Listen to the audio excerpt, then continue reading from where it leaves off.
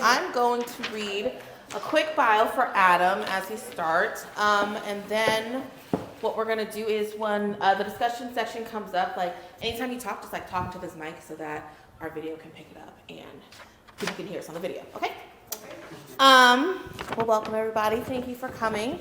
I'm Diana. So let's see. Adam. This is Adam Wilson. Adam is the owner of Icon Tile, founded in 2017, specializing in custom tile installations. From 2019 to 2023, Adam was also a Laticrete technical sales rep, servicing California and Nevada. There he was able to see the material side of the tile business, as well as train others on proper installation techniques. Icon Tile's mission is to build a team of highly trained and capable tile installers that can bring new apprentices into the trade while servicing general contractors and designers on technical tile installations. They want to blend new products and old methods to create monument quality installations. And without further ado, we have Adam Wilson.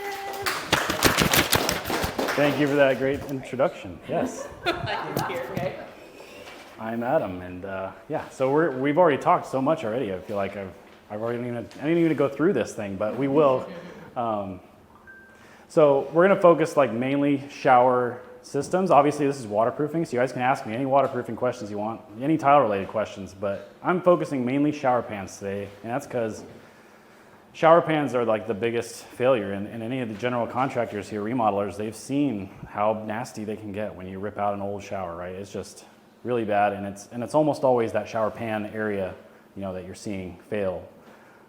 So that's what we're going to go over today, and the main things right off the bat, and this is like big misconceptions, right? Is people think tile is waterproof. They think that the water's going to hit the tile, it's just going to flow into the drain, it's all good. Your average person, right? That's not true. That's not true at all. Tile is not waterproof. Even porcelain tile, right? It still has some sort of water absorption, and the grout itself is not waterproof. So water's going to go through that grout, and it's going to go through to the bottom. So the average lifespan of a shower, 10 to 15 years. That's what ChatGPT says. I think it's probably about true, and most people probably see in this area, you know, 10, 15, 20 years, you're seeing hot mops fail, or whatever the shower is in a house fail. I would say a lot of times though, we're ripping out tiles because they look ugly versus when they fail. But again, there's still issues. There's still mold growing sometimes behind these perfectly operating showers because of the systems we've designed that are they're not really designed for optimal health, right? They're not designed for no mold, no mildew sort of things. The average shower sees 665 inches of water. I was on a deck the other day. We were doing an exterior deck, and I was thinking, you know, how much waterproofing we put into this deck, and it probably doesn't see like compared to a shower, almost no water at all. I mean, we get rain here, but it's not like a shower every day. We're showering every single day. And sometimes 2-3 times a day, right, from one shower. So we're seeing insane water going through that thing. And so a catastrophic failure is like so easy with just a little hole, a little penetration, a little crack. I mean, it doesn't take much. And one more thing is some cities have specific codes for our contractors here, like very specific codes on showers. And you wouldn't think so because we don't have a lot of codes designed around a shower pan. There's only a few. In our handout that you'll get, there's the full build out for state. The state has its own guidelines, and we're a state that does have some, which is cool. Some states don't have any. They just, you know, they don't even have licensed tile guys doing this stuff. They're just making it happen, right? So we have a lot of failures across the nation with no water. They just don't even do waterproofing, right? They're just getting it done. But here we do have some, and they're pretty basic stuff. So we're going to go into way more detail than a state mandate. But some cities, they'll require things like specific drains outside of a shower. If you're going to do a curbless shower, they'll have specific drains locations. They'll have specific heights. They'll have specific everything. So it's just, if you're going to do like, if you're coming from Oakland or Marin or some of these places, there's very detailed shower requirements. And this is our state right here, just the basic stuff, right? We're talking, it's showing the old school drain that you see here. That's that 3-piece style drain here. It's our clamping style. It's showing that the membrane goes up a few inches past the curb, the top of the curb. Most showers have a curb. You don't have to have a curb. If you go curbless though, they still want to see some slope, and they still want to see this membrane up a few inches past whatever this area is. So let's say that's your floor. They still want to see this membrane go up. And that's to, of course, catch all the water. They don't want your water going up the walls and rotting out anything. So this is just super basic, right? This is like the minimum to get it through. But as you can see, there's no waterproofing going all the way up the walls. There's no, waterproofing outside on the main floor. So there's so much areas for water and mold and mildew to grow that there's just way better systems than that. So the old school method, we call it the water in, water out method. Water in, water out is basically, we have this 3-piece style drain here. This is what's in like every tract home in this whole area, right? This old school style drain. And what they do is they take a membrane. Well, first they install this drain. The plumber comes in, during framing and installs this drain. This gets removed. They put a membrane down over a pre-slope, clamp this thing down, and then they put another mud bed right here, the tile guy, up to about, whatever the thickness of the tile is, they'll leave that out and they'll put a mud bed. So now you have waterproofing underneath the mud bed. So you've got water going through the grout and into the mud bed and then into these little things right here called weep holes, these little things on the side. So there's the bolt holes, but then there's these other ones, and those are the weep holes. So you're gonna get like, a ton of the water goes through the drain, right? All the water hits it, goes through the drain, but then a bunch of it doesn't. A bunch of it goes through these little weep holes. And those can pose problems on their own because they can get clogged for whatever reason, right? They can grow stuff inside there, salts, hard water, whatever can clog those. Or some tile guys clog them on their own when they're installing it. They won't do the proper protection there and they'll clog them themselves, right? So then from day one, your shower is gonna have issues, right? You're just asking for a saturated mud bed kind of throughout the whole thing. So yeah, this is the number one way we've seen it done for 50 years, right? This is the standard method. What you see too is what's kind of weird is that they have like pea gravel right here. We typically use pea gravel, or some guys use a handful of spacers or whatever to keep those weep holes from clogging up. Because you sit there and you pack the mud down and it goes in there, it could potentially clog it, right? The sand could block those weep holes. The water will now be trapped. Obviously, water trapped is going to be asking for, potential issues. So one more thing too is wall boards. Like we're talking, this is your liner right here, this blue line. That's your vinyl liner here, or your hot mop or whatever, right? It's going underneath here, but it's not traveling all the way up your whole entire wall. So your water, your shower head comes over here and it comes down and you're hitting this wall board, but it's not waterproof all the way up.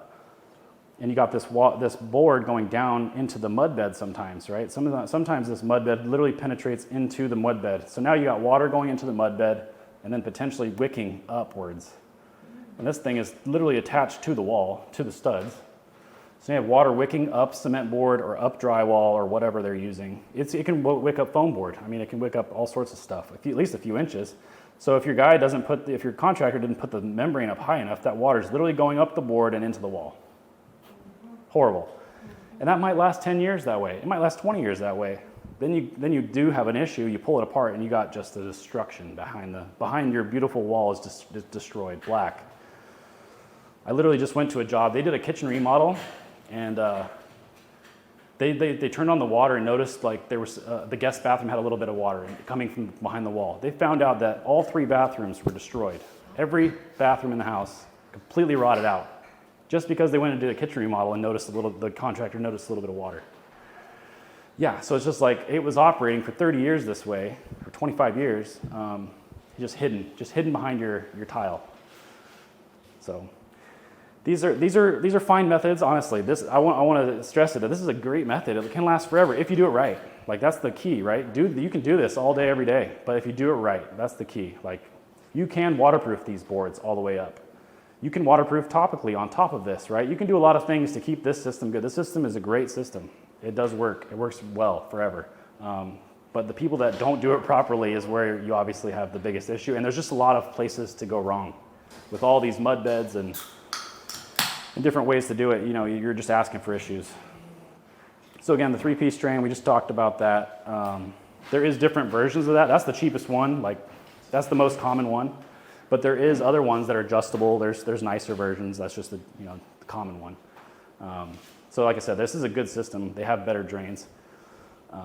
And there's your weep hole protector or gravel, right? That's like the common ways. Nobody really uses these in our trade, but they should, because that's what really keeps your weep holes from clogging up when we're doing our tile installation. So pretty important. Oh, another thing too, the unstable part, like another thing that I've seen, especially on wood, is when they don't put these drains in solid, like even these drains, but this drain needs to be like on the wood, really nice and solidly, because you step on this thing all the time when you take a shower, especially if it's in the middle of your shower, you're stepping on this thing. If it's not solidly attached to your wood or your concrete, you're just asking for that to move, right? And if your membrane is literally like coming down onto this, like this, right? And you're this moving all the time, eventually this can break, this can crack, this can, over 20 years of stepping on it every day. So it's important to keep that in mind, is to keep that super stable when you're installing these. That's a framing issue too, I think. Yeah, could be. Because building code allows some deflection in the floor joists. Mm-hmm. If you don't beef up the framing under a shower, Right. deflect every time somebody, especially if somebody's really heavy. Oh, yeah. steps in there. Absolutely. And, if this thing's moving around all the time, it's gonna fail. Exactly. Especially when you're talking like maybe a vinyl liner lasts longer, but when you're talking, this is our hot mop chunk here. I mean, this is pretty much a rock. And that's what you got sitting on top. In between these two layers is hot mop, right? It's sandwiched on there when this is heated up. So this is flexible, like tiny bit, but you'd step on that for 20 years and it will crack, right? And that's what we see, general contractors, right? We rip these out and they're cracked at the drain or they're cracked around the outside. And part of it could be the framing, sure, but I think some of it is just like, why don't you just screw that thing down, or like get some wood under it. Put an extra piece of wood right there at that drain. Like, just buy yourself a little bit more strength. Excuse me, at what point do they use hot mopping with the tar? At what point in the installation? Well, it's common right now. Yeah, they use it all the time now. You didn't show that. You just showed the rubber sealant. Do they use hot mopping as well as tar? Yes. That's the most common one. I'm going to go through it coming up in the next one. I wanted to go over the drain first, but yes, hot mop is the number one around this area. But what's interesting is you'll see is it's only here. Hot mop is not used anywhere else besides California. And Southern California, exactly. So those two areas. Even in Fresno, they stopped using it a lot in Fresno. There's a handful here and there, but it's nothing like it is here. And also, what is mud made out of? Sand and cement. We call it mud, but it's sand and cement. Yeah. It's like contractor talk, I guess, but it's mortar, yeah. And mortar can mean so many different things, right? It's like, we call it deck mud. That's another term for it. Deck mortar. Yeah, sand and cement. So yeah, I was just going to show you some other things, because like I said, hot mop is literally California, right? There is no hot mop in Texas. There is no hot mop in New York. There's no hot mop in Canada. They do not do it. In fact, the hot mop thing, that was invented here in Sacramento. Yeah, there's a guy here, Bob Stanley, still does it. He invented it. He was a roofer on the roofs.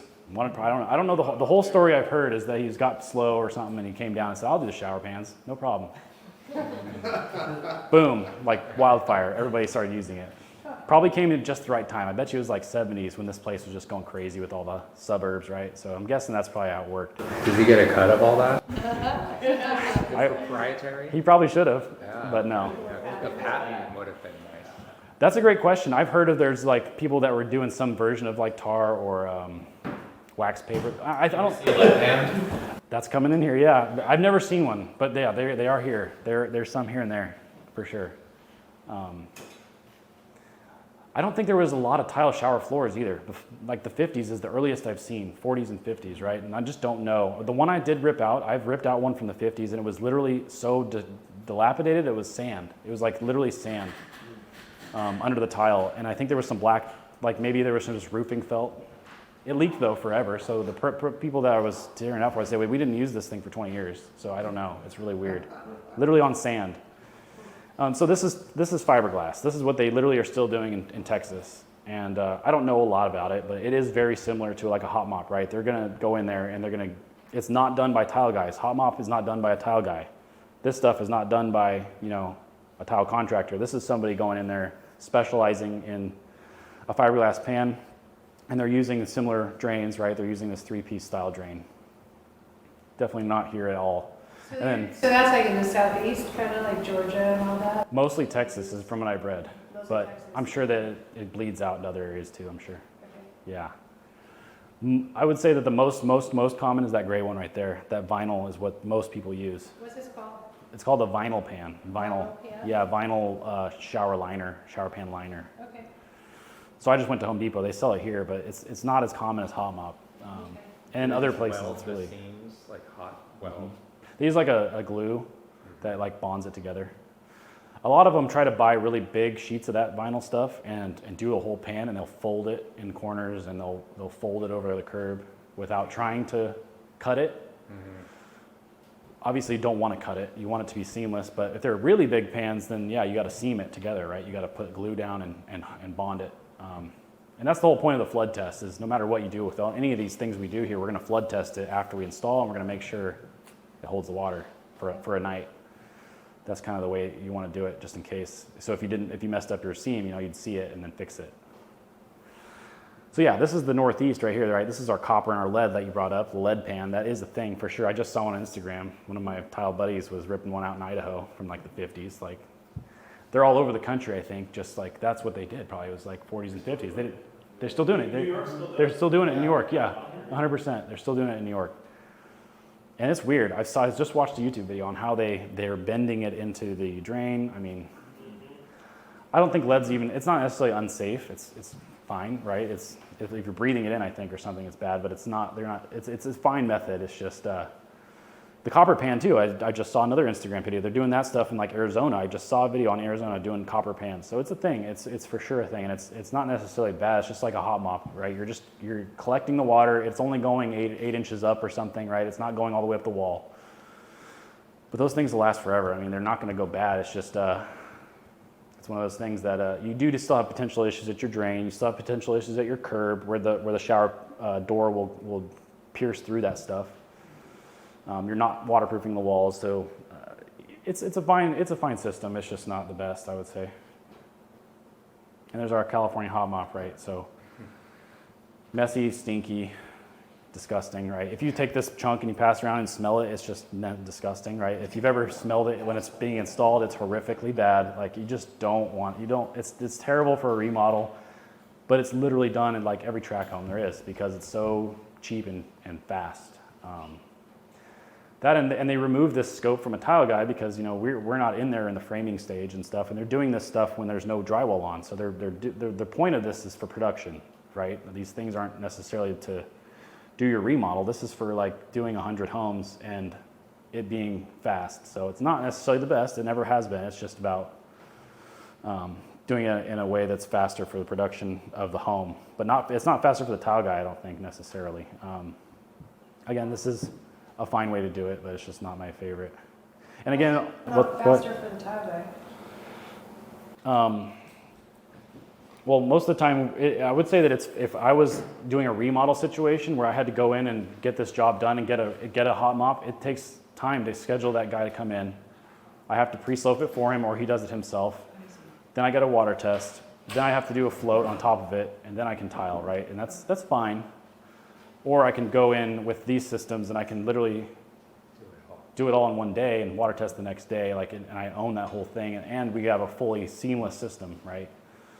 Because a lot of times, especially in a curbless situation, the hot mop doesn't really work. You'll see later, it's not the best in every situation. Some of these complex showers with seats and niches and benches, it's like you're going to do a ton of waterproofing anyway, so it's like, why not just do the whole thing? Why aren't you just doing the whole wall system? I would say, though, that if I'm doing production homes or a hotel, this can be faster because I'm going in there and it's already done, and I'm not worried about the water test and I'm doing that stuff, sure. I guess what I'm saying is more of what we deal with is like remodels, right? We're dealing with people's homes, and this is definitely not faster at all, or healthy. And this is the most common, is that gray one, that gray vinyl sheet right there. It's super common. I've actually never even installed one before, and I've been doing this for like 20 years, and it's just never had to. We have hot mops everywhere, right? We have hot mops and we have these other systems, so I've never done a vinyl pan, but it's very common. Like, most states are doing it. Places like Fresno, I've seen, they don't They don't do hot mops. You know, Reno, they don't do hot mops, but they do a lot of the vinyl pans. And there's nothing wrong with them. It works fine. It's just like every other pan.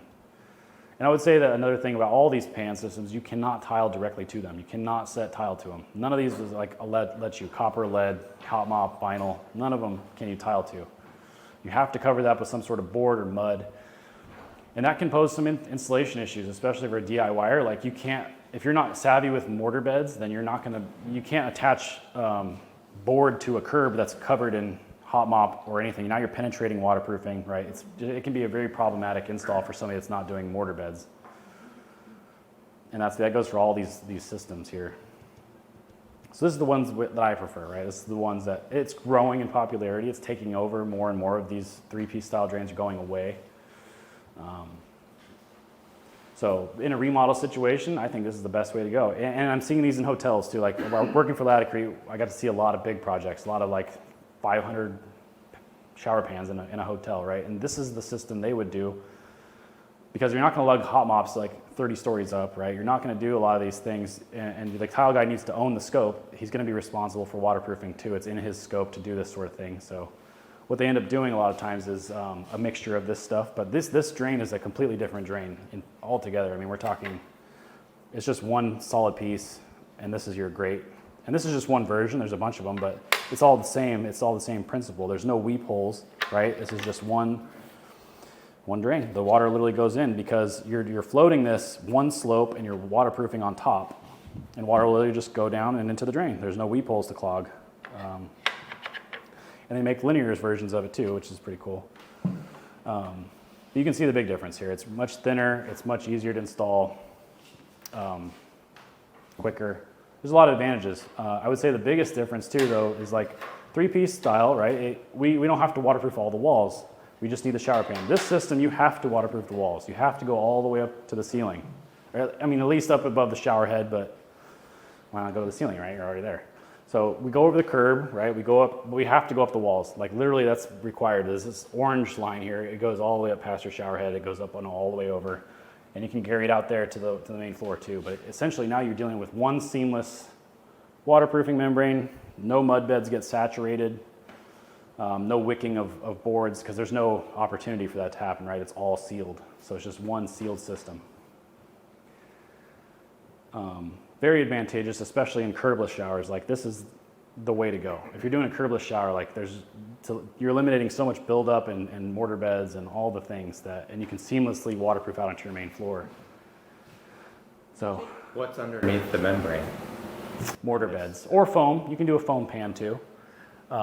We do mostly mortar beds, but you can buy foam pans that are pre-sloped, and they're made out of like a specific foam, XPS foam, EPS foam. A lot of times those are pre-waterproofed on the top, so all you do is set your drain, and then you coat the outside edge of the drain with a membrane. Like you can do it with this membrane. They have these. They have this with a liquid. They have a few different ways you can waterproof this seam here to like a foam pan. Because the foam typically comes to here, right, and it's waterproof here. So you just need to overlap it a couple inches. That's typically what they require. And that's just fused like with your mortar? This is thin set on. Oh, okay. Usually this is thin set on. They have screw holes here for like to wood if you wanted to go to wood, and then you can tuck mud underneath it, mortar bed underneath it. So yeah. Foam pans are a fine system too. I'm not going to dive too deep into them, but you can get, basically there's a few different brands, plenty of brands out there, and they'll sell you the drain. Sometimes the drain's included in the foam pan, already like part of it, so you don't even have to worry about this part. It all comes in one piece. So shower pans that are made of foam, there's like a lot of different systems, and they can do a lot of cool things. They're not really innovating much with those anymore. The system down here has like been here forever, right? This stuff though, they're constantly coming out with new stuff. In fact, they just came out with a membrane like this, but it's peel and stick from Laticrete. So you just peel this thing off and you stick it onto your corners and you're done. So there's no thin set, there's no sealant, there's nothing, no liquid. Yeah, they just released it. Like I just saw a video of it yesterday. So it's one of those things, like this is continually innovating. They're making it easier and faster. And that adhesive is good enough to keep water from getting underneath? That's what they say. So they say. So they say. Better than I do, yeah. Yeah, so that's what I would say is if you're going to do it, like we were talking about you doing a system, right? You're going to do your own. I would just stick with one brand. Like if you're going to do like a Schluter system, get all the Schluter things, buy all Schluter the stuff, and do all Schluter stuff. If you're going to do Laticrete, you do all Laticrete, everything. And if you do have an issue, you can call Laticrete or Schluter and say, hey, what's going on? This thing's leaking, right? Or this thing's messed up. Contractors should be doing that too. And there's specifications out there for like the hotels that I worked on where it says you have to use one source. And even a contractor, you don't get warranties if you use 10 different products. And that's why, I mean, you can see every one of these is a different product, different brand. So you can obviously mix and match all of them, but the best is to just use one. Like if you're gonna do it yourself, you can even tell your contractor, I want you to use one, right? I want a warranty like from one brand. So anyway, it's a good way to go. Foam pans, there's nothing wrong with them. If you do a curbless shower, do you just run your sealant out into your floor? Yes. How far do you? 1 foot is the minimum, but ideally you go even farther. Like you can 100% you can. You absolutely can. Yeah, you absolutely can. Absolutely. If it's a small bathroom, there's no reason not to, right? Just go out. Yeah. I think also it kind of depends on how much you're using this. If it's just your main shower you're using every single day, of course, you should totally just make sure you're waterproofing like crazy. Like in a curbless scenario, I recommend going up walls, going up behind the base, go up a few inches right outside the shower. Just make sure that the whole area is waterproofed. There's no reason not to, because you end up with, and we'll go into more curbless stuff, but there's like capillary action. You guys are familiar with that, right? Stuff can wick upwards. Well, the same thing can happen with grout too, especially if your main floor is sloping away from your shower. Now you got water coming out and down the grout joints and out onto your floor, right? And if you have wood, then you have an issue. Or if it's second story, now you have water coming out onto your main floor. So yeah, waterproofing outside the shower, totally great. And it's impossible to do with hot mop or vinyl. You can't tile to it. So now you're running this stuff. You can do it. You could try. You can put that outside on a curbless, right? But now you have to build up something on top of that to tile to. So doing these 3-piece drains with a curbless scenario is really not easy or practical if you're trying to keep it thin, right? Because you don't want a huge buildup with your main floor just to compensate for coming out onto your main floor with these types of systems. So doing a thin liquid membrane or a thin sheet membrane that's waterproofing and tile right to it, it's the way to go for sure. How about like attachment methods for it? Obviously no fasteners is nice. For what? Attachment methods for the membrane. Yeah, with thin set and stuff, exactly.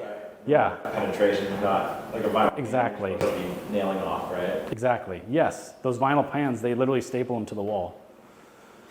Penetrating. Yeah, or nail them off to your studs, and then the wall board goes up to it, right? Not great. Yeah. Penetrating that stuff is not great. So topically membraning it with something you can tile to, so much better, right?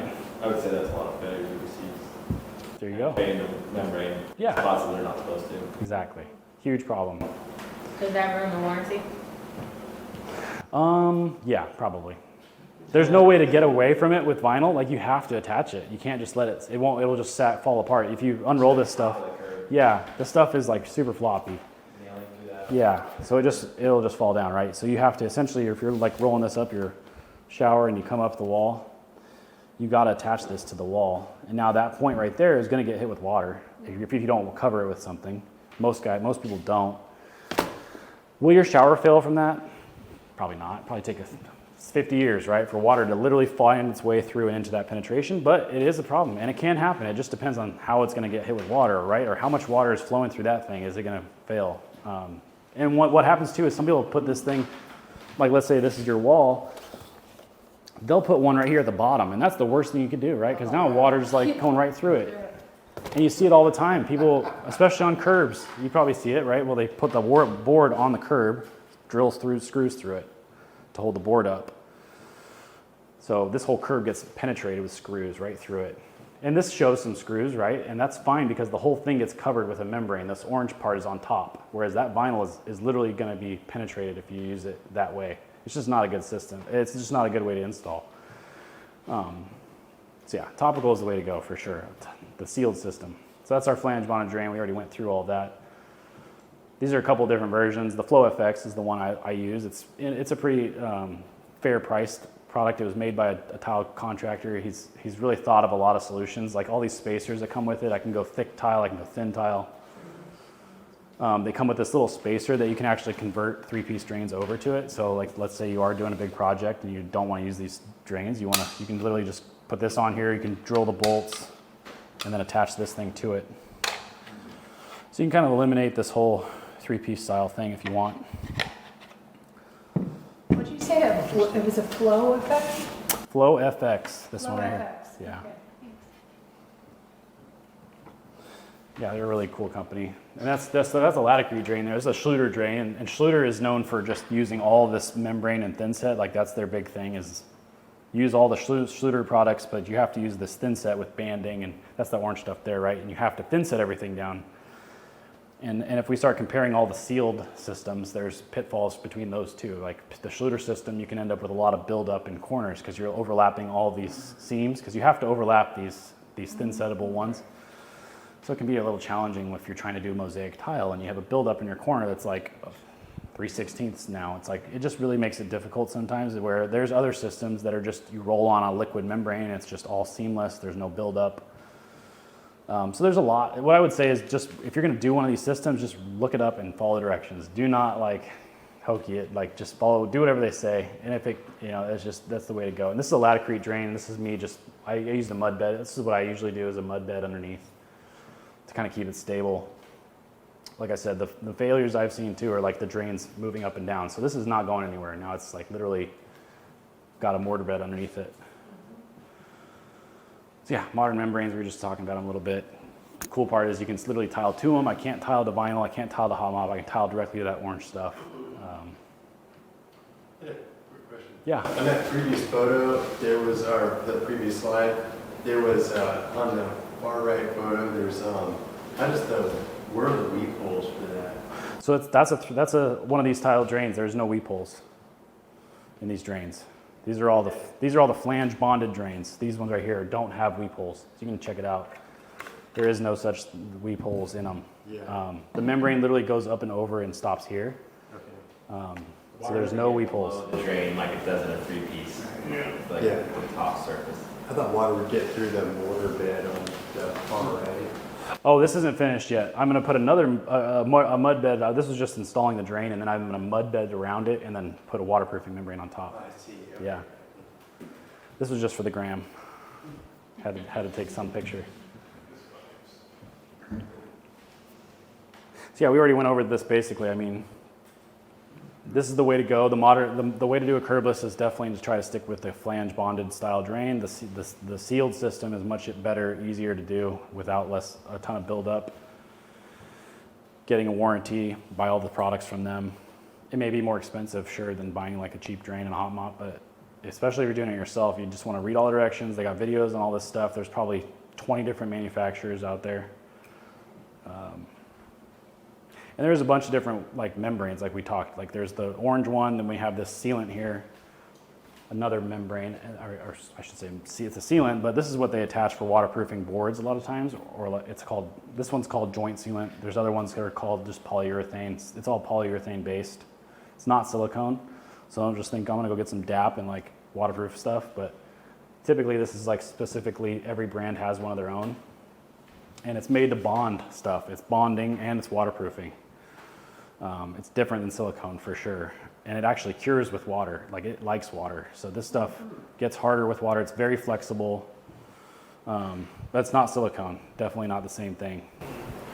So that's what you'd use to like bond the corner pieces, or that's? Sometimes, yeah, depending on the system you're using. Like this system is foam, it's like a foam pan and foam boards, and they have screws, right? You screw the boards up onto the wall, and you would squirt that stuff between the boards and all the seams and then on the screws themselves, and then you would knock it down flat. That's kind of how their system works. So yeah, if I went, Tile right on top of that. and then you can tile after that, yeah. Okay. Yep. And those are warranted systems. I mean, I think they have a 10-year warranty to start with, right? If you do all their stuff, you do all their steps. And some of them make you register, some of them don't care. So if you're gonna do one of these, just look through all the fine print, like, and follow the whole thing. But there's like literally 20 different manufacturers of these things, so I didn't want to go through all of them, but like Weedy, Hydroblock, Laticrete, Schluter, so many. Go board, yeah. What They all- did you say? Go board. It's Go, same- go, same. go board, okay. Yeah, okay. Go Board's another brand. Yeah. And they all work. They're all fine. It's just follow the directions. Use their screw. If they want to use their screws and their washers, you just go buy their screws and washers. Don't try to go to Home Depot and use some drywall screw, and then it's like you get a failure, and you're like, oh, you used the wrong screw. Because as a guy that did that, like that's what we would try to find. It's like you didn't use our screws. Laticrete was really cool. We would pay people. We didn't care. Like we were just all about helping. But I know other companies. They do not want to help you. They want to see you. They do not want to pay you any money. So they will find the thing that you did wrong. So I would just suggest, like we discussed, self-leveling, right? Super important. If you're going to do a foam pan, like a foam shower pan, it's already pre-sloped. It's all good. Your wood floor or your concrete is not good. It's usually way out of level, or it's got a big hump in it. So we talked about how we want to make it really flat, really level before you then set that big giant pan down. Just it's something to think about. Like those are things that maybe they won't even tell you that in these instruction manuals, but they will tell you that if it breaks in half because you put it over something that's like way out of level, or you like put it in out of level and now the water's not draining, right? Like there's all these things. It's sort of common sense, but it's not when you're doing it yourself. It's like hard, right? And even contractors do. We serviced a lot of contractors, and they did a lot of these wrong. They just don't read directions. They just would do it, and then, yeah. So it's one of those things. Like nobody reads the directions. Like so important, especially when you're getting like your shower done. Like it's the most important thing in your house. So yeah, we just started talking about that. That's exactly what we're talking about here. Is foam pans, foam boards. This is a really cool. I had this made specifically for a job. This is a whole foam sink. Whole foam basin. We did the whole thing in tile. I haven't shown a ton of pictures on it, but I have it. It's pretty much done. We wrapped the whole thing with 2x2 fire clay tile. The whole thing is done. It went up the back wall too. So it's a really cool product. And that thing, you can literally just stand on it. It ain't going anywhere. It's solid foam, like all the way through. Really cool stuff. So foam is great. I would say that not all foam is the same. There's XPS and EPS. Like some are squishier than others, and I think for a shower pan, you just want to be conscious of that, because if you're going with a really small tile, you have a lot of point load. You got to think about like your high heel on that thing is going to be putting a ton of pressure on that little tiny tile on a piece of foam. So go with a bigger tile, 2x2 or larger, typically on foam pans. But I went with foam on this because I know it was going to be a super big challenge to try to do this out of wood and like membranes and floating and all that stuff would be, but I could just literally order exactly what I wanted. So foam pans, you can do the same thing. You can give them measurements to your shower and they can make you the pan, exactly what you want. Tell them where your drain is, everything. See it? Yeah. Yeah, they have factories where they'll literally just cut it with like a hot wire and make you exactly what you want, what height you want, everything. Curb can be this whatever length you want. Like they really get crazy with it and they make it easy. Do they pre-bond the drain for you? Some of them might. Some can, yeah, some can. I think FinPan does it, Laticrete does it. That's even easier. Yeah, absolutely. Yep, there's definitely ways. So yeah, I think I got everything.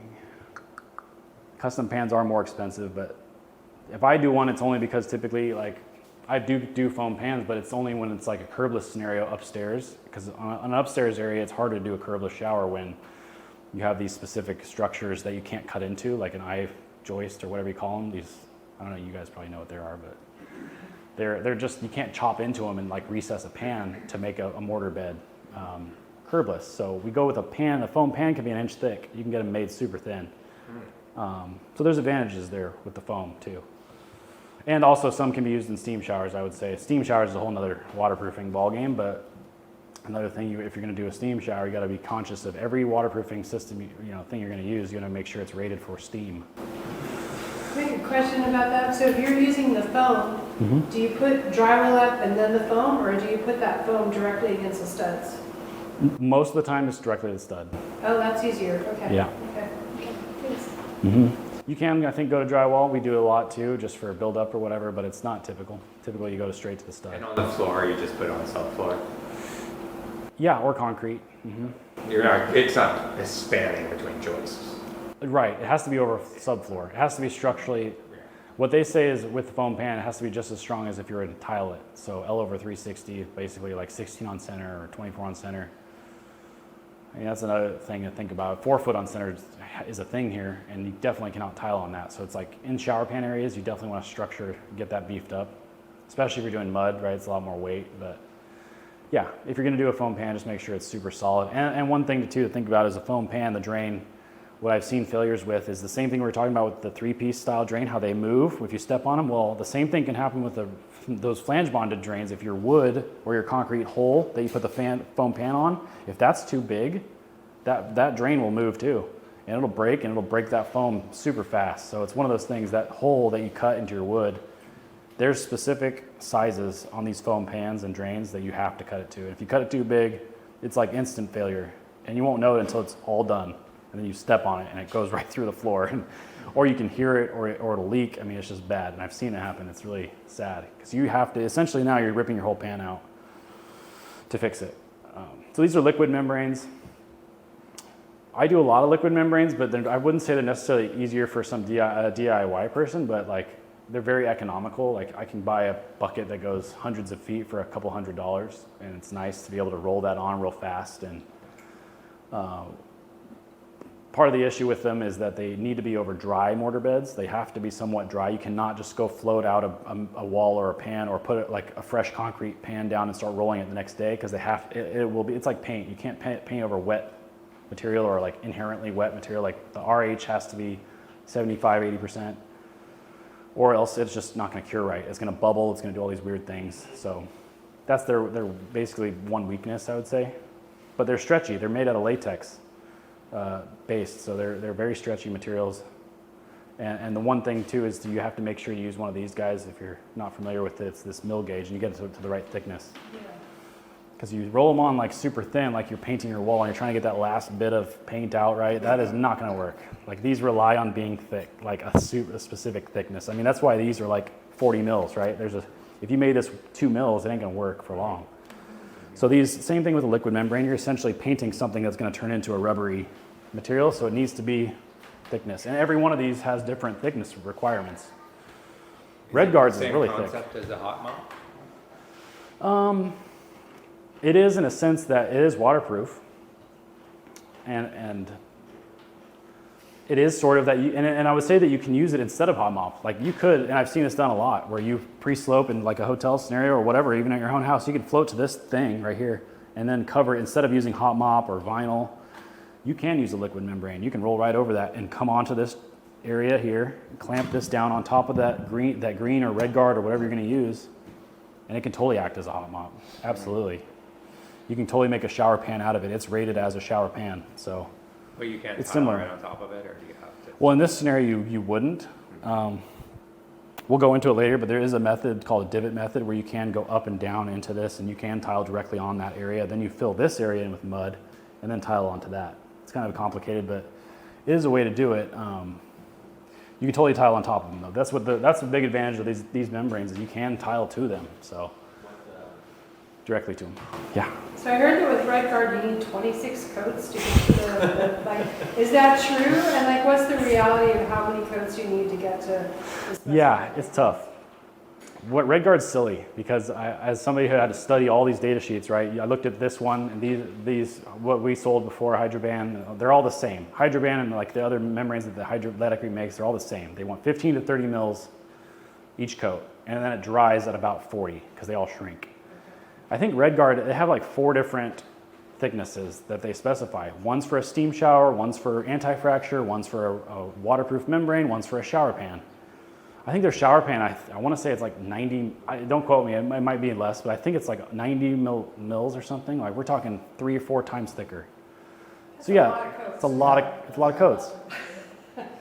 And Laticrete, they say 2 coats. Do not go 3 coats. Do not go 4 coats. Don't go 5 coats. What you end up getting is like this thing where it wants to separate from itself. It doesn't want to bond to itself like a bunch of times. It doesn't want to be built up thick.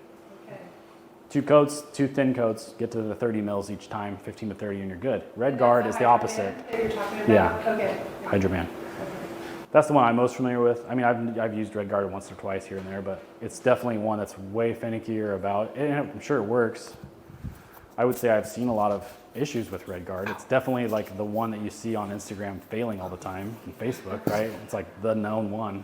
Probably because it's from Home Depot, yeah, you know, you can just buy it on the street. But it is also a more finicky product. It isn't really, it's just not as good, I would say. Overall, it's just not as good. It is cheaper. It's a lot cheaper than a Hydrovan, right? There's a reason for it. It's just not the same. And that's the one thing to keep in mind. I think I have it in here. Just every one of these membranes is different. Do not mix them. Do not like think they're the same. They're not. They look the same. They smell the same. They probably taste the same. They're just not the same. They're all different. They're all chemically different. And it's crazy because everybody thinks they're the same, you know, and they're just not. It's totally weird. And when you do independent testing like Laticrete did and their stuff doesn't even meet what they say, it's like clearly they're either removing stuff and putting cheaper filler in there or something. I don't know. But they're not the same. What about substrates for all these? Well, in a shower pan, there's only a couple, but yeah, you can apply these to a bunch of different things outside of a shower, like plywood, concrete, drywall, cement board, yeah, foam board. They're pretty universal. Metal, I mean, we say you can bond to that flange right there, so technically you can paint it on metal and then tile to the metal, right, essentially. It's kind of a backwards way of doing it, but yeah, you can, it'll stick to a lot of different stuff.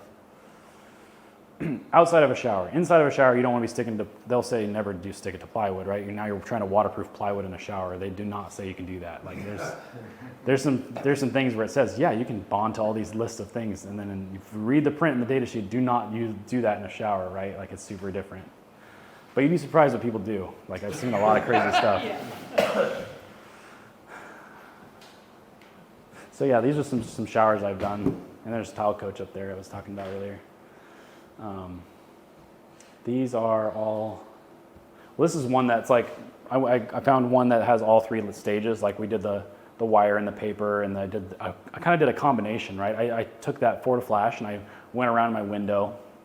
I don't remember why. I think I was just, because at this point in time, this is probably like 2014 or something, like I was trying to transition over to doing this stuff. I don't think I even needed any of this stuff because I was going to topically, I ended up painting the whole entire thing green. So it was completely waterproof, but this is green being Hydrovan. Yeah, the whole thing is coated with a membrane all the way over every single inch of this thing.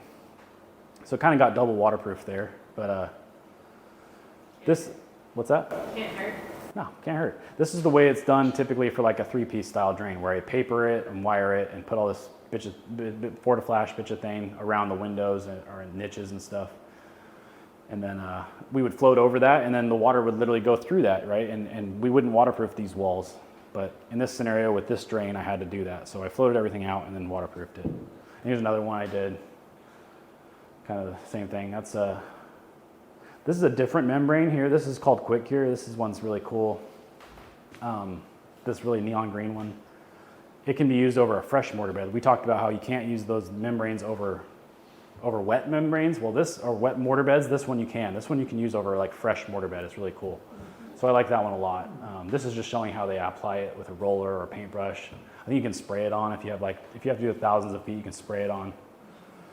And that's kind of what we were talking about earlier too, is like this is how it kind of sandwiches in between, like you would want to roll that membrane over the top here. This goes on top there. You're not going to go membrane into this area. You're just going to come up to here, and then this goes on top, boom. And then you tile this area or put a metal grate there. So you get tile to here and you're just done. So it's all seamless. You just take this up the wall to the top. All the way to the top. I guess technically, I mean, above the shower head is probably as far as you need to go, but we just usually go all the way to the ceiling and call it a day. This is what happens if it's wet already. See that bubbling? It's kind of hard to see, but that's what happens if you're putting it over something. And what's weird is like Sacramento, like we talked, there's water in the slabs like coming up. Yeah. That can happen so bad in the winter in some homes that in Laticrete I would get calls like January and it's been raining for a week. And they're like, I waited 9 days and I put Hydrovan on and it's bubbling. And I'd go there and the whole backyard is flooded. Literally soaked water. And it's like water is literally going into their slab and into their mud bed that they put in, and it's wet. And it's so wet that it can't be applied with that membrane. You can use orange membrane, you can thin set membrane down and it's fine, typically. But you cannot use that liquid membrane over wet slabs. They clearly had, yeah. They clearly had a major issue. That was one that happened, yeah, a few years back. It's just crazy. It's somewhere in Sac. Really bad drainage, really bad slab. I mean, all of it's bad, right? So anyway, kind of a nightmare scenario. It's fixable still. You just gotta wait for it to dry out, and it's like takes time. On that bottom photo, how did you hide the drain? Where's that? Oh, the one on the left? Oh, this is just. I actually just covered it up with a membrane, and didn't cut the hole out yet. It's sometimes it's just easier to cover the whole thing, and then later cut this little hole out. Yeah, that's all I did. They have to water test before you cut the hole or after? Well, code calls for like plugging the drain, so yeah, you got to cut it out.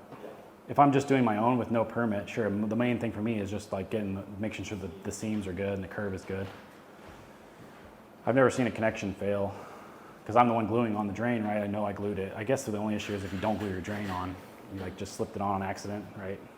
I would catch that. Adhere sheet membranes, we were just talking about that. There's ones you can thin set on. The Schluter one you can thin set on. There's Laticrete makes them. A bunch of different manufacturers make those bands that you can thin set on the sheet. The only issue really with those is potential wicking. There is videos. If you go to Tile Coach, that's our local guy that does a lot of YouTube videos. He's really cool with like DIY stuff. Really cool with. He really likes to dig into like. It's not really building science because he's just doing this stuff in his backyard and he's like kind of torture testing this stuff. He'll like leave a pan with water in it for a month and see what happens. And sometimes it'll like wick, like these Schluter systems, he's done a bunch of videos like with water wicking up the wall and like leaking out the backside, and like he did it perfect, he says. And it's like, I don't know, he didn't, it's kind of weird that he does it that way, but it's interesting, right? It makes you think, is this system really good? It's not rated for a pool, so plugging it up for a month isn't really great. Like it's not really showing. It's true test, but it's interesting, right? It's like, well, is this potentially going to leak water out, right? I don't know. So it makes you wonder, is that really the best? So like, in seeing that, for me, it makes me think I need to coat all my seams with liquid, which is what I do. I typically don't have just thin set sheet membrane build up and all that stuff. I don't personally like that. I don't like the thought of wicking. I don't like the thought of thin set like absorbing water. They don't say that it will, right? They say they warranty their system like that. So it's something to think about, right? I wouldn't say it's bad or good. It's just something to think about. And so that's like, those are examples of what I do, right? Is I do a sheet membrane, but then I coat every seam with a liquid around every single one of them. Okay. So now there's no thin set exposed. So I have a million questions. Okay. Is positive lapping required? Like, does it have to be lapped Yes. like this? Okay. Well, I shouldn't say yes. If you do the liquid, you don't have to. Okay. Because you can butt them together and then coat it with liquid, but you're positively overlapping with the liquid. Right. A couple inches. Laticrete requires 2 inches on each side. Okay. So that's what we do. But if you're going to overlap sheets, for sure 2 inches is the code for, or is the instructions. And it has to be top over bottom. It doesn't matter. They don't say it Okay. matters. That's why I'm asking. Yeah, they don't say it matters at all. Okay. They don't say you have to do it like roofing style.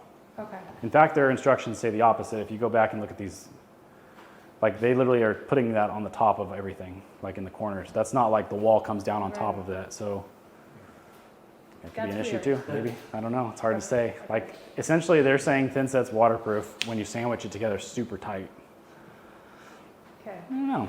It's probably waterproof for a shower for a little while, but I don't know. It's a little weird. It's a little weird. There's other systems though. That's not the only one. There's other ones out there. You don't have to use this. It's just one of them. And this is one of the common ones, huh? I've gotten to the point where we're doing a lot of like shower towels Right. that haven't failed. I haven't like ripped the shower out where I found a Schluter behind it yet, really. Yeah. So it'll be interesting in 10 years. Right. It'll start coming out and see if there's damage on it. Yeah. Yeah, and you wonder like just like potential mildew or mold or moisture. Yeah. If moisture is getting back there at all, it's kind of weird. That stuff's not vapor. It's not vapor like resistant. Like vapor flows through it. So if it's wicking and it's vapor, like letting vapor through, I don't know. It's a little scary. Probably no worse than like our standard old mud bed that we've been doing tons of staples all over it. But I know it's just weird, right? I guess that's why I do it the way I try to do it. I try to eliminate any variable, and like I would love for my shower to be good there for like 60 years or 100 years or forever, right? Like I'd hate for somebody to say I got a moldy shower. That would just be a bummer. So yeah, that's why I like to just coat everything, right? It doesn't take much longer. It doesn't really cost much more. It's just the way, it seems like an easy way to, and that's the thing is I use all Laticrete stuff because they warranty this whole thing together. I can do that. But I wouldn't say do Schluter and then coat it with green stuff like that. I wouldn't do that because now Schluter's gonna be like, why are you coating my thing with Hydrovan. So that isn't the way to go. If you're going to do something, just go through their steps and follow all their stuff is all I can say. Polyurethane. So this is the quick cure I was talking about. There's a couple of on the market. Although when I looked this up, they didn't have it. They said it's like not a thing anymore. But Hydrovan, the quick cure is still a thing, and it's great. I use it all the time because it's fast. And I can put it on a mortar bed the next day, and it cures with the water, so it's great. I can literally apply that membrane and then dump water in 30 minutes later. So quick, really quick for a water test, which is what I have to deal with all the time with GCs. I mean, they have these shower pan inspections. The only inspection the tile guy gets is, besides ADA stuff on commercial, is a shower pan. So like we have one inspection.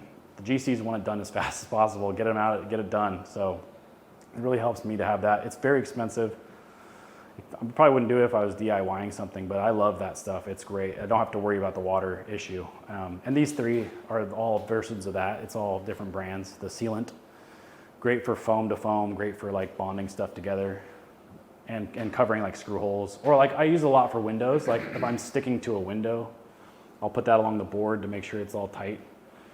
There's a lot of windows in showers. I don't really know why, but there's like tons of windows in showers. Divot method, that's one thing I was starting to talk about a little bit, is you can do kind of a combination of new and old. With the old drain, you can get away with doing like this weird, they call it a divot. It's like a pitch down. So you're still getting away with doing one big giant mud bed. Clamp that thing down on top of the membrane and then fill in just the extra little divot part with some extra mud. I've seen that done a lot in hotels because one thing is like we don't set those tile drains a lot of times. They're done by a plumber like during framing. So we come in months later and we have to just deal with that drain. And so it's not it's when you're dealing with something when you need to get done, you can't be doing 2 mud beds and a waterproofing and all these layers, right? You got to do one mud bed. So that's a good way to go. Curbless showers, we've already talked a lot about them. So I would say they're really tricky. And if you're going to do a curbless, just, I don't know, talk to a GC because there's a lot to it. There's a lot of structural stuff can be involved. On a concrete slab, you can dig into like footings and it just becomes a disaster. So do you have to do a pan test with a curbless? Or like, yeah. How does that work? Do they just put it sucks. A curve for the Yes. beam, or, Yes. Okay. I do every time, only because it's that one inspector that can be like, why isn't there a barrier here? You're supposed to technically be 2 inches above the drain, is what they say. And if you have a large shower, sure, you can get there, but very rarely do you have 2 inches above the drain to flood test. So I put in like a little piece of foam or a piece of wood with some foam on it. That's what this is, literally a 2x4, because this is a big shower. So I just span the whole thing with 2x4s and put a piece of foam on the inside. And it holds the water. It holds the water for the test, yeah. They come in, they throw a tape measure in. Sometimes they don't even do that, they just say, oh, well, it's fine.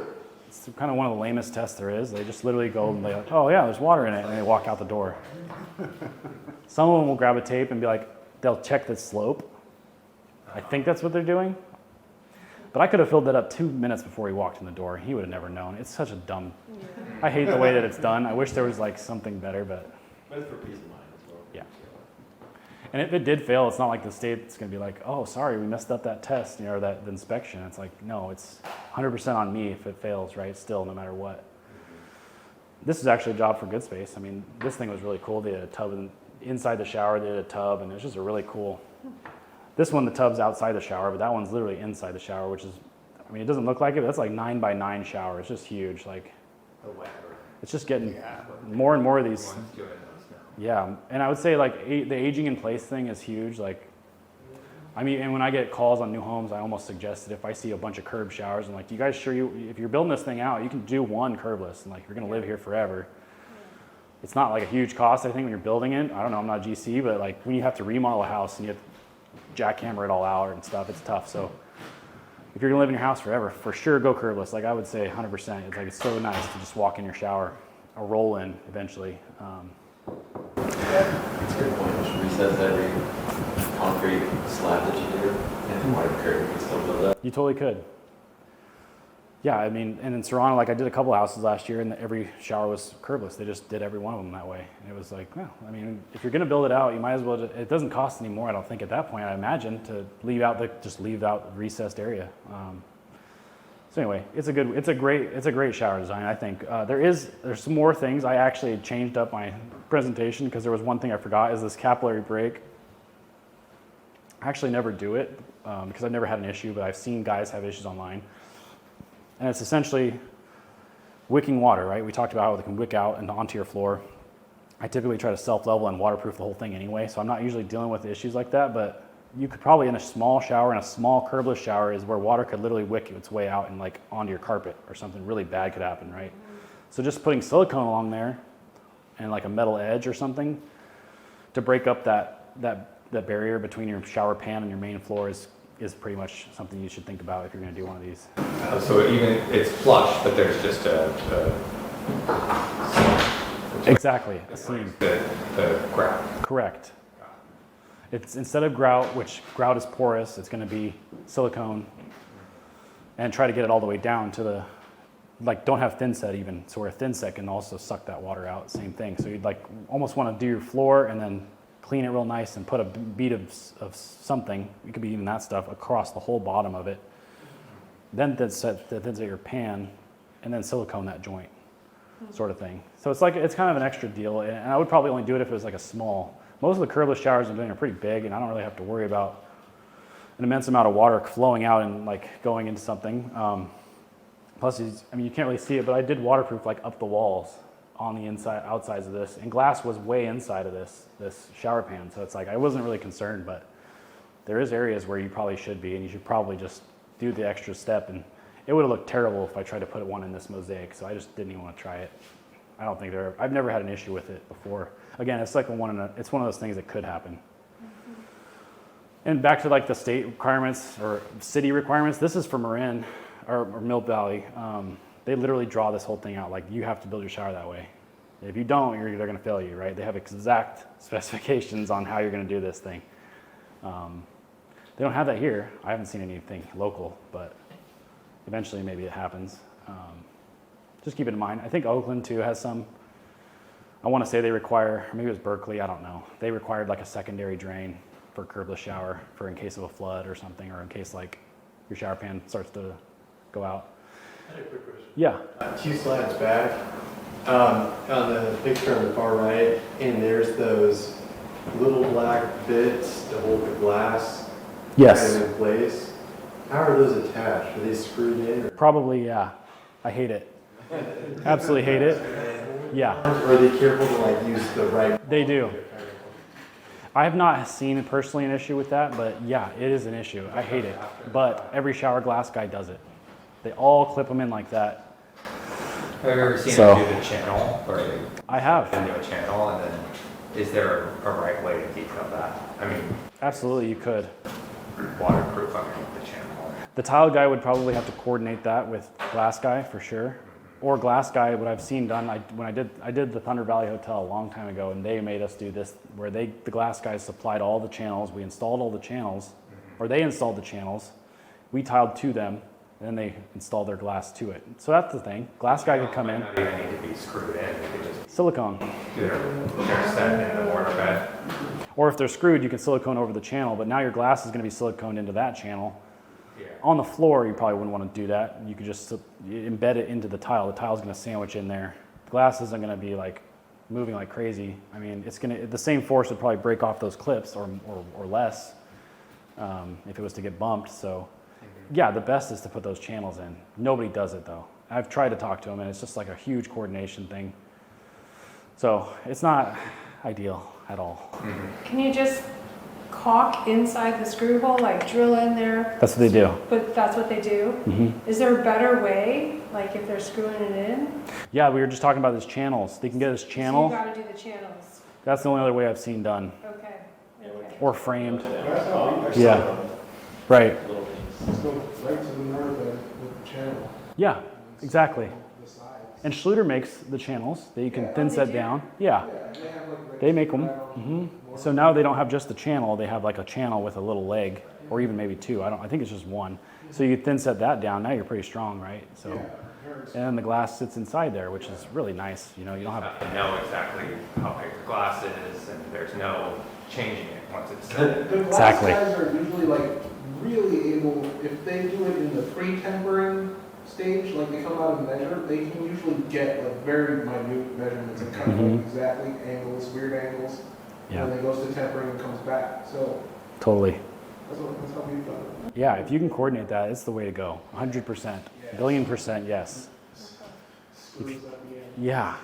I haven't seen any failures, like I said, like that, but you're just asking for it, for sure. You know, you're asking for issues. I don't know, the glass guys seem like they're confident in it. If it failed there, though, I'd 100% blame them. 100%, right? That is not my fault.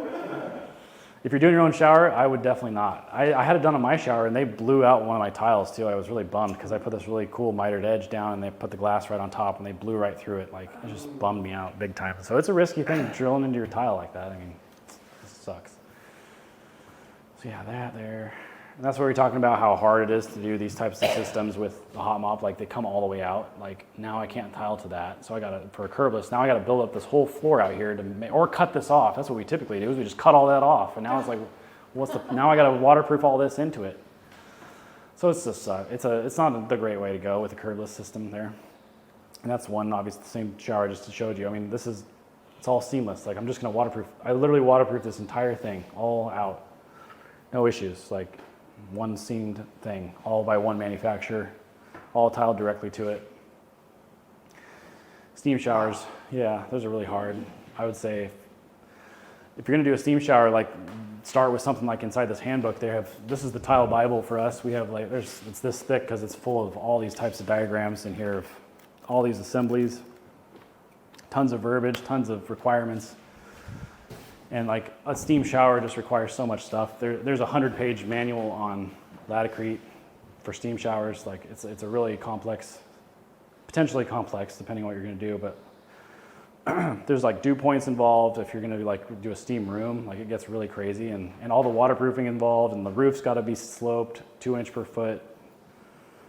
There's a lot of math that goes into it, and just being seamless. And we do them once. I get like 1 or 2 a year, and like, this is all a steam shower we did, and it's not like it's really hard. It's just one of those things you got to really plan it out and just use all the best stuff you can buy, in my opinion. Like, this is Hydroband board. It's rated for steam showers, right? So the thin set has to be specific. You can't just use any thin set. So yeah, steam showers are great, but it requires some planning. So that's pretty much it. I mean, we already went over comparing these things. The pitfalls of it is,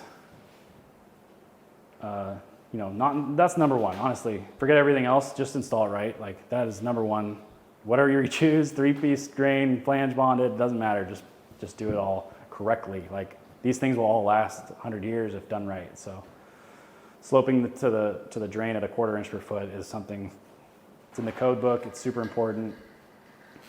Solid pre-slope. That's one thing maybe I didn't mention is, like, a lot of hot mops here, what I've seen is they install them with a product called slope board, and it's really horrible. It's just like this compressible paper pulp junk that, like, it's squishy. It's just a squishy product, and I see them all use it. The best way to do it is to do a solid pre-slope with thin set or a mortar underneath the hot mop. So let's say you do choose hot mop, like, I would say, hey, hot mopper, can you put like a solid pre-slope, not that paper pulp, because that paper pulp can compress over time. I mean, I'm not 100% sure, but I'm pretty sure that that's why these things crack, and is that slope board compresses. And I've had to go back a year later and caulk all the joints around the shower because it's like the whole thing's sinking. So it's just weird. Anyway, so I would recommend that. Curbless shower, just managing outside the shower, right? We talked about waterproofing outside. Don't mess around with the drain. Make sure it's secured. Don't penetrate the membranes. Pretty easy. Don't clog the weep hole clogging thing. That's a problem. And then the capillary break. That's a one in a million thing. But yeah, those are your main things right there that you just don't want to run into, and your systems are going to be fine. And that's some of my work. And that's it. Any questions?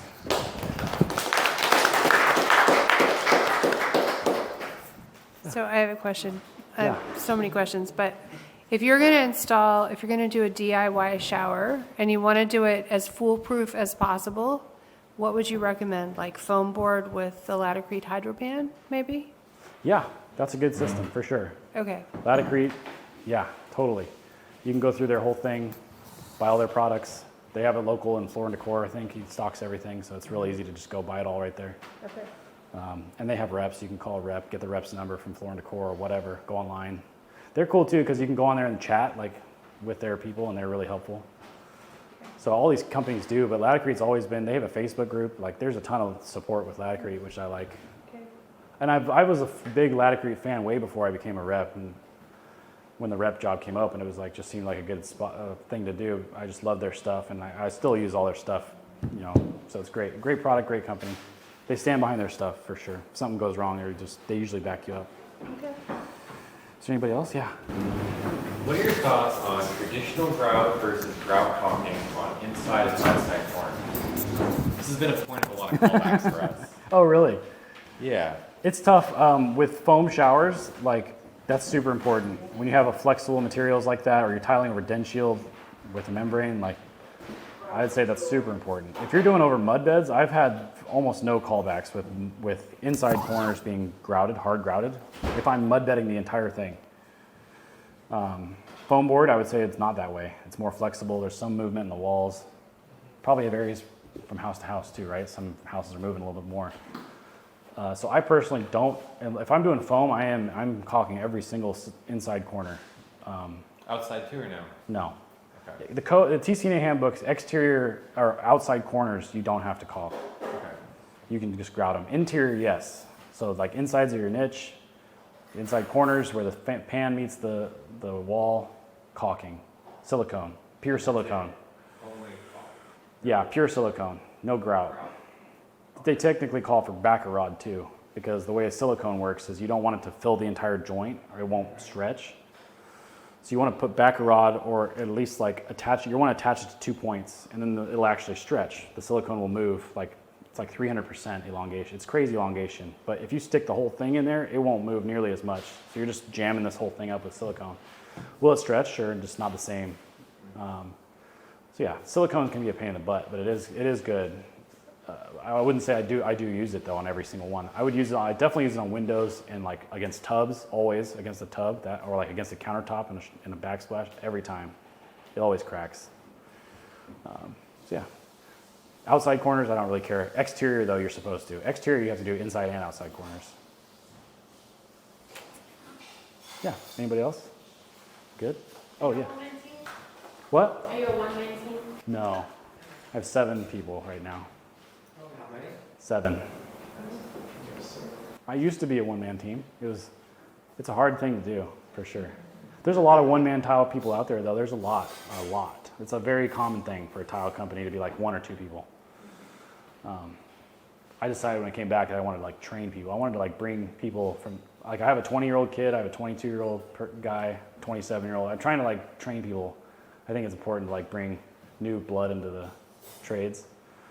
Because I just see it's dying. It's just all my old boss and all of his friends, they're all like one-man shows. They're all 50, 60 years old, 70 years old, and they're doing it themselves, and they're cashing those checks every month and making great money, but they're not doing anything for the trade. So that was my goal, is come back and train. And I don't want to be like 100 people, but it'd be nice to be like 10 and be like just training, keeping people going. So that's my goal. Yeah. All right. We're good? Thank you. Thank you. Yeah. You're welcome.